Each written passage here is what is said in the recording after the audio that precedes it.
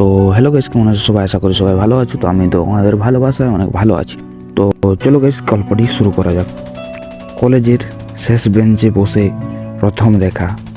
চোখে চোখ পড়েছিল, কিন্তু মুখে কিছু বলা হয়নি। প্রতিদিন দেখা হতো, তবুও বলা হতো না ভালোবাসি। সময় বদলালো, স্বপ্নগুলো আলাদা হয়ে গেল। সে চলে গেল অন্য শহরে, আর আমি রয়ে গেলাম স্মৃতি শহরে। আজও তার পাঠানো শেষ মেসেজটা ফোনে আসে, ভালো থাকো, আমাকে ভুলে যাও না। কিন্তু কিছু ভালোবাসা ভোলার জন্য হয় না, শুধু বাঁচিয়ে রাখার জন্য। ও চলে যাওয়ার পর শহরটা আগের মতোই ছিল, শুধু আমি আর আগের মতো ছিলাম না। প্রতিদিন একই রাস্তায় দিয়ে হাঁটি, যেখানে একদিন তার হাতটা ধরেছিলাম। আজও মনে হয় সে হঠাৎ পিছন থেকে ডাকবে, ওই শোনো।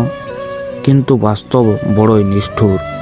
কিছু মানুষ গল্প হয়ে যায়, আর কিছু ভালোবাসা স্মৃতি হয়ে থেকে যায়। একদিন হঠাৎ তার মেসেজ এলো, তুমি কেমন আছো? আমি অনেকক্ষণ ফোনের দিকে তাকিয়েছিলাম। উত্তরটা লিখছিলাম, কিন্তু পাঠাইনি, কারণ কিছু প্রশ্ন উত্তর না দেওয়াই ভালো। আর কিছু ভালোবাসাকে নীরবতায় ছেড়ে দেওয়াই শেষ ভালোবাসা।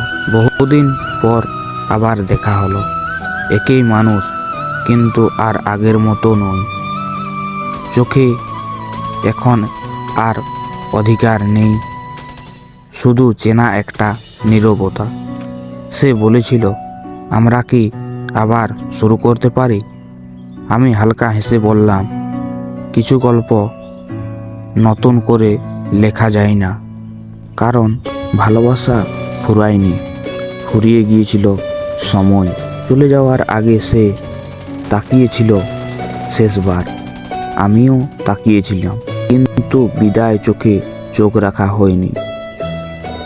আজ আমি ভালো আছি, তার সাথে নয়, নিজের সাথে। কিছু ভালোবাসা পাওয়ার জন্য নয়, নিজেকে খুঁজে পাওয়ার জন্য আসে। তো ভিডিওটি কেমন লাগলো অবশ্যই কমেন্ট বক্সে জানিয়ে যাও। আর যারা আরও লাভ স্টোরির গল্প শুনতে চাও, তারা অবশ্যই কমেন্ট করো।